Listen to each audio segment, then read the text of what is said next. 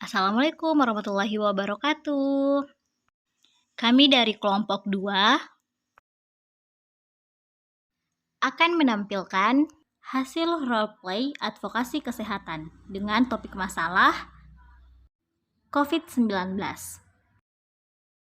Assalamualaikum warahmatullahi wabarakatuh.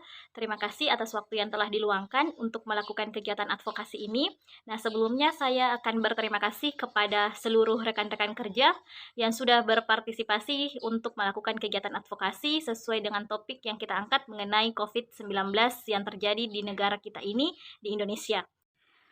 Baik, di sini saya berperan sebagai Menteri Kesehatan Republik Indonesia akan menerapkan beberapa program atau aturan dalam menanggulangi atau menangani kasus COVID-19 di Indonesia. Jadi kita melakukan advokasi ini ya untuk mengetahui seberapa besar kejadian kasus tersebut dan bagaimana cara kita untuk mencegahnya. Seperti itu. Nah, di sini tujuan advokasi COVID-19 itu adalah untuk memperoleh pemahaman yang lengkap mengenai vaksinasi COVID, memobilisasi sumber daya, ya apa, untuk mendukung pelaksanaan vaksinasi COVID-19, kemudian untuk menjalankan kerjasama dengan berbagai pihak, misalnya seperti lembaga swadaya masyarakat, akademisi, kemudian media, tokoh agama, tokoh masyarakat, dan swasta. Ya, berbagai permasalahan sosial dan ekonomi itu muncul secara terus-menerus di tengah masyarakat. Nah, misalnya permasalahan sosial itu kan ya merupakan ketidaksesuaian antara unsur kebudayaan atau masyarakat yang membahayakan kehidupan kelompok sosial karena contohnya ini karena kurangnya bersosialisasi dan interaksi antara masyarakat sekitar. Ya, kemudian dampak yang ditimbulkan oleh COVID ini ya juga dapat meningkatkan angka terjadinya kriminal, melemahnya sektor pariwisata, kemudian peningkatan angka kemiskinan dan pengangguran. Fungsi sebagai Menteri Kesehatan, ya, yang pertama itu adalah perumusan, penerapan, dan pelaksanaan kebijakan di bidang kesehatan masyarakat, pencegahan dan pengendalian penyakit, pelayanan kesehatan dan kefarmasian dan alat kesehatan. Jadi ini masyarakat Indonesia ini sangat membutuhkan adanya pelaksanaan atau pelayanan kesehatan. Beberapa kebijakan mengenai hal tersebut, yang diantaranya yaitu akibat adanya kasus COVID-19 ini di Indonesia itu kan pemerintah wajib melakukan berbagai kebijakan seperti mengeluarkan himbauan social distancing, mengeluarkan himbauan untuk work from home bagi pegawai, kemudian memberlakukan pembatasan wilayah, membangun rumah sakit khusus untuk penanganan COVID-19 dan lain sebagainya. Itu sangat diperlukan oleh bangsa Indonesia. Selanjutnya yang perlu kita tekankan kepada pemerintah ialah pelayanan kesehatannya harus yang lebih memadai, misalnya pemberian vaksinasi kepada masyarakat untuk mengurangi dampak penularan COVID-19 dan juga melakukan penyemprotan disinfektan, penerapan protokol kesehatan, misalnya menjaga jarak, mencuci tangan pakai sabun, dan juga memakai masker, menerapkan 3M dan juga 3T, yaitu tes, telusur, dan juga tindak lanjut. Kemudian fungsi kedua, mengkoordinasi pelaksanaan tugas, pembinaan, dan pemberian dukungan administrasi kepada seluruh unsur organisasi di lingkungan Kementerian Kesehatan. Maka perlu untuk memberlakukan beberapa pelaksanaan tugas kepada kesehatan masyarakat di Indonesia, ya kan? Nah, dalam membantu menurunkan angka kasus COVID ini dengan memberikan anggaran terkait dengan penanggulangan COVID. Nah, kemudian yang ketiga yaitu adalah pengeluaran barang milik negara yang menjadi tanggung jawab Kementerian Kesehatan. Kemudian yang keempat itu adalah pelaksanaan dan pengembangan dan pemberdayaan sumber manusia di bidang kesehatan. Diperlukan beberapa tindakan yang efektif agar dapat menurunkan angka kasusnya, sehingga dapat menghilangkan COVID ini. Yang paling tidaklah dapat menurunkan angka kasus COVID-19 tersebut. Kemudian yang kelima itu adalah pelaksanaan pengembangan dan pemberdayaan sumber daya manusia di bidang kesehatan serta pengelolaan dengan tenaga kesehatan.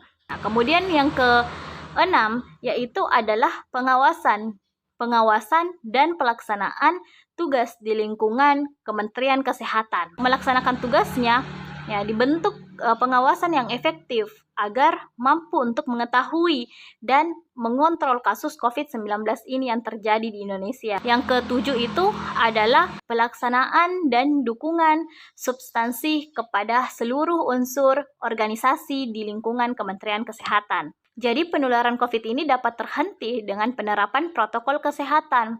Masyarakat yang sehat tetap sehat, termasuk mereka yang tidak bisa dilakukan vaksinasi karena pengaruh usia ataupun gangguan imunitas. Ya, karena kan seperti yang kita ketahui bahwa ada beberapa kelompok masyarakat yang tidak dapat dilakukan vaksinasi karena mungkin ada lansia, kemudian gangguan imunitas, mungkin karena kurang sehat, kemudian terinfeksi oleh penyakit lainnya. Jika tetap dilakukan vaksinasi kepada seseorang yang mengalami gangguan imunitas, yaitu dapat mengakibatkan adanya komplikasi dalam tubuhnya. Nah, itu sangat berbahaya. Ya, mungkin itu saja yang dapat saya paparkan ya mengenai penanggulangan atau penanganan kasus COVID-19 di negara kita, di Indonesia. Assalamualaikum warahmatullahi wabarakatuh. Saya dari pihak Satgas akan menyampaikan hal-hal yang perlu dilakukan pada masa pandemi ini. Yang pertama yaitu membentuk posko dan care center serta menginformasikan kepada masyarakat. Yang kedua yaitu melakukan razia atau sweeping yang dilakukan sesuai dengan jadwal pada setiap hari dengan sasaran kerumunan massa. Yang ketiga, melaporkan kepada gugus tugas kecamatan dan mengkoordinasikan dengan petugas kesehatan setempat dalam hal menemukan anggota masyarakat yang diduga memenuhi gejala coronavirus disease atau COVID-19 berdasarkan deteksi suhu tubuh lebih dari 38 derajat Celcius. Yang keempat yaitu memberikan informasi tentang pencegahan dan pengendalian serta penanganan penyebaran coronavirus disease COVID-19. Yang kelima, melakukan pengendalian kepada seluruh pelaku usaha, baik warung, pusat perbelanjaan, dan sejenisnya untuk dibatasi operasionalnya sampai dengan pukul 21.00 waktu Indonesia Barat. Yang selanjutnya yaitu melarang pelaksanaan kegiatan masyarakat yang bersifat mengumpulkan massa dalam jumlah besar, termasuk pelaksanaan kegiatan keagamaan dan sejenisnya. Yang ketujuh, melaporkan segala bentuk kegiatan terkait tugas-tugas tingkat kecamatan.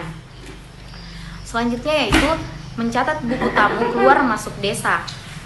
Yang sembilan, mendata penduduk rentan sakit seperti orang tua, balita, serta orang yang memiliki penyakit menahun, penyakit tetap, dan penyakit kronis lainnya.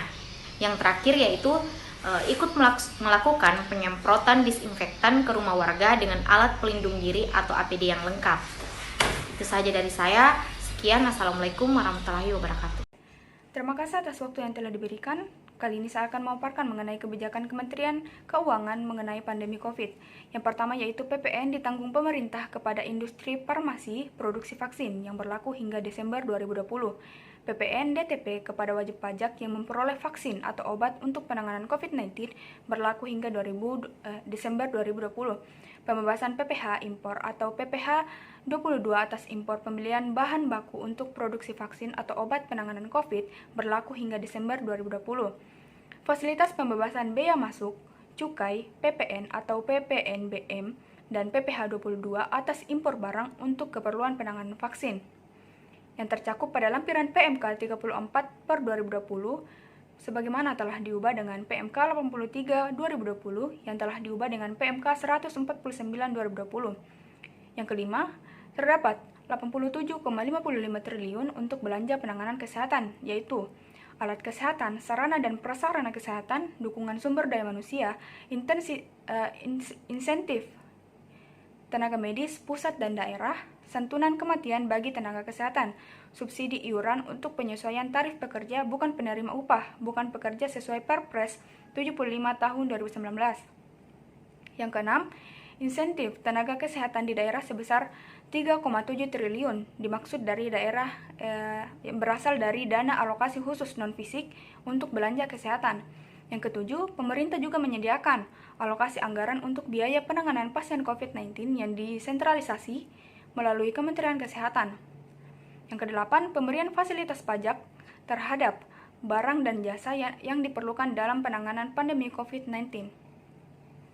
Adapun yang kesembilan, relaksasi ketentuan impor alat kesehatan untuk keperluan penanganan COVID-19 berupa pembebasan dari kewajiban izin edar atau Special Access SAM atau SAS. Yang ke-10, fasilitas PPH sebagaimana diatur dalam PP 29 per 2020 yang diperpanjang hingga 31 Desember 2020. Yang ke-11, terdapat 87,55 triliun untuk belanja penanganan kesehatan, tambahan penanggulangan penghasilan neto untuk wajib pajak dalam negeri yang memproduksi alat kesehatan atau pembekalan kesehatan rumah tangga untuk COVID-19 diberikan tambahan pengurangan penghasilan neto sebesar 30% dari biaya langsung produksi Alkes dan PKRT.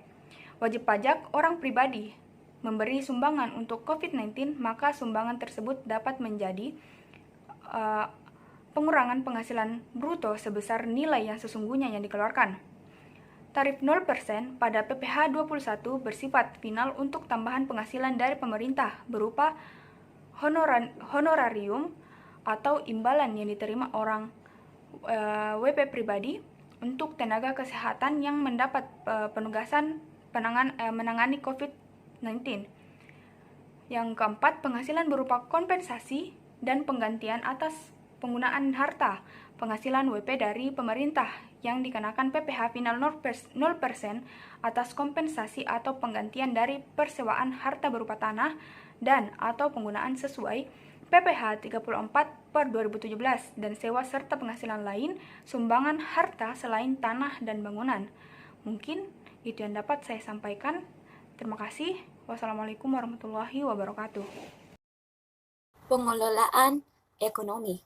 Pemerintah perlu merancang dan menerapkan kebijakan yang tepat untuk menjaga keseimbangan antara upaya pengendalian COVID-19 dan upaya menjaga pertumbuhan perekonomian.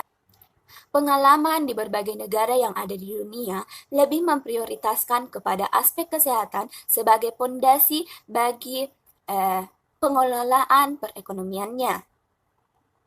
Oleh karena itu, kita perlu merancang dengan baik-baik dan harus memperhatikan bagaimana kesiapan sistem kesehatan yang ada, kondisi penyebaran kasus, kesiapan fasilitas kesehatan, dan pemantauan hasil tes. Strategi perlu dirancang dengan rinci dan konsisten untuk diberikan kepada masyarakat dan dunia usaha, agar kita bisa memberikan kepastian kepada mereka. Secara umum, pengelolaan perekonomian terbagi menjadi 3 tahap, yaitu yang pertama, pada kondisi COVID-19 jumlah kasusnya terus meningkat. Kebijakan difokuskan pada pengendalian penyebaran COVID-19 melalui pembatasan sosial, peningkatan kapasitas, testing dan tracing, serta pemenuhan kebutuhan pelayanan kesehatan. Dari sisi ekonomi, dari penurunan aktivitas ekonomi, misalnya pemberian bantuan sosial ekonomi kepada kelompok masyarakat yang rentan. Kebijakan ini ditunjukkan untuk meningkatkan belanja masyarakat. Relaksasi kredit bagi dunia usaha dapat menjaga neraca keuangan agar tetap positif. Pada tahap ini juga diperlukan upaya untuk mencegah dan merembetnya krisis ke sektor keuangan. Salah satunya dengan meningkatkan likuiditas di sektor keuangan.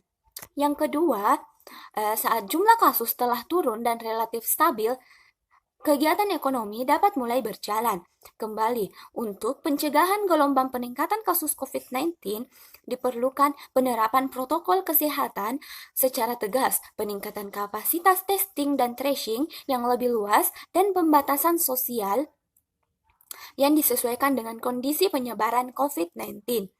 Dan kebijakan sektor kesehatan perlu difokuskan pada pencegahan penularan, penyediaan dan distribusi vaksin. Sementara itu, kebijakan ekonomi difokuskan pada percepatan pemulihan ekonomi dan persiapan pondasi untuk menghadapi transformasi ekonomi dan perubahan dunia pasca COVID-19. Akselerasi investasi sebagai contoh publik, perbaikan iklim investasi dan peningkatan infrastruktur digital dan transportasi. Pada fase ini perlu diberikan bantuan sosial bagi masyarakat rentan dan pemberian insentif bagi usaha untuk melakukan pemulihan, penyebaran kembali tenaga kerja dan menerima kembali tenaga kerja yang sudah di PHK, dan percepatan digitalisasi.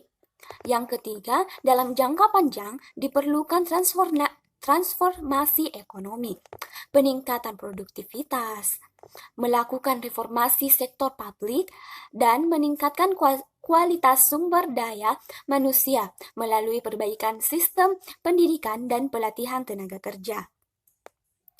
Reformasi sistem perlindungan sosial, reformasi sektor fiskal melalui peningkatan penerimaan perpajakan dan peningkatan belanja yang berkualitas, dan peningkatan inovasi, litbang, dan teknologi. Pandemi menjadi waktu yang tepat untuk mengubah orientasi pembangunan menjadi lebih berkelanjutan dan berbasis lingkungan.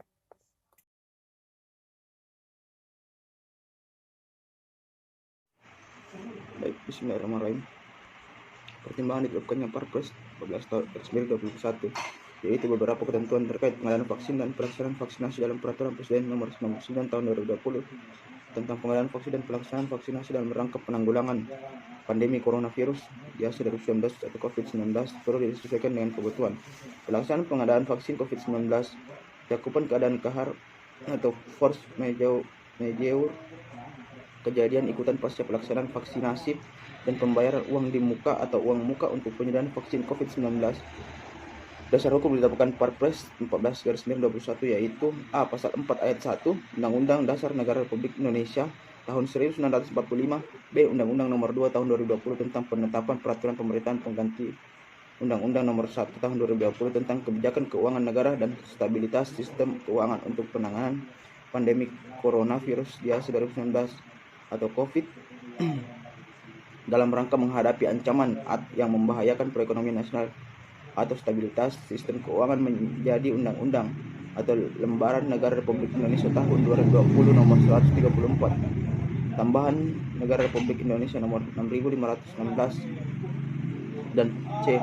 Peraturan Presiden nomor 99 tahun 2020 tentang pengadaan vaksin dan pelaksanaan vaksinasi dalam rangka penanggulangan pandemi coronavirus biasa 2019 COVID-19 atau Lembaran Negara Republik Indonesia tahun 2020 nomor 227 sebagaimana telah diubah dengan Peraturan Presiden nomor 14 tahun 2021 tentang perubahan atas Peraturan Presiden nomor 99 tahun 2020 tentang pengadaan vaksin dan pelaksanaan vaksinasi dalam rangka penanggulangan pandemi coronavirus biasa 2019, peralatan pendukung logistik yang diperlukan serta distribusi vaksin COVID-19 sampai pada titik searah yang ditetapkan oleh Menteri Kesehatan dalam pelaksanaan pengadaan vaksin COVID-19 dilakukan melalui A. Penugasan kepada badan usaha milik negara, B. Penunjukan langsung badan usaha penyediaan, atau C. Kerjasama dengan lembaga badan nasional menunjukkan langsung badan usaha penyediaan dalam pelaksanaan pengadaan vaksin COVID-19 dilakukan oleh Menteri Kesehatan. Jenis dan jumlah pengadaan vaksin COVID-19 melalui penunjukan langsung ditetapkan oleh Menteri Kesehatan. Badan usaha sebagaimana dimaksud meliputi badan usaha nasional atau badan usaha asing yang memenuhi persyaratan.